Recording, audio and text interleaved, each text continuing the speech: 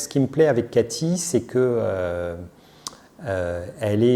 c'est un peu une main de fer dans un gant de velours, c'est-à-dire qu'elle explique les choses, mais elle sait être ferme. Alors on a tendance à vouloir se dire, bah oui, mais bon, si c'est pour faire un régime, j'en ai déjà fait plein, si c'est juste pour m'expliquer comment il faut que je mange pour perdre du poids, mais ça va au-delà de ça, la démarche avec Cathy, c'est que c'est vraiment pris dans un ensemble.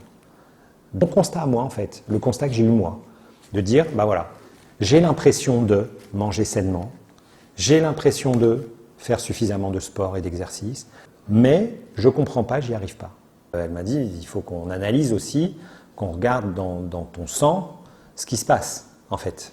Le bilan, globalement, ça a été que j'avais besoin d'un rééquilibrage de ma microbiote. Puis, en fait, on s'est aperçu que, certes, c'était le cas, et qu'en plus, j'avais développé une résistance à l'insuline. Donc, en gros, la résistance à l'insuline, c'est quoi? C'est que mon pancréas, finalement, il ne sait plus trop quoi faire au niveau de la production d'insuline, et donc, finalement, j'ai beau manger sainement, faire du sport, etc., je n'arrive pas à déclencher la perte de gras.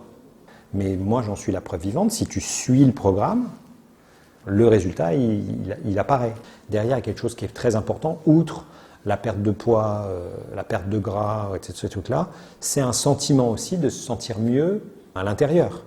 Donc ce rééquilibrage de microbiote, l'hygiène de la bouche, toutes ces choses-là font que ben voilà, j'ai pratiquement plus du tout de reflux gastrique, les fameuses acidités, j'ai un sommeil qui est de meilleure qualité, j'ai plus de petites douleurs ou de ballonnements ou de choses comme ça, donc ça prouve qu'il y a quelque chose qui s'est rééquilibré.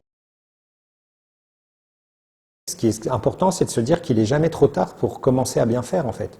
Tu peux décider tout de suite, là, maintenant, de commencer à bien faire.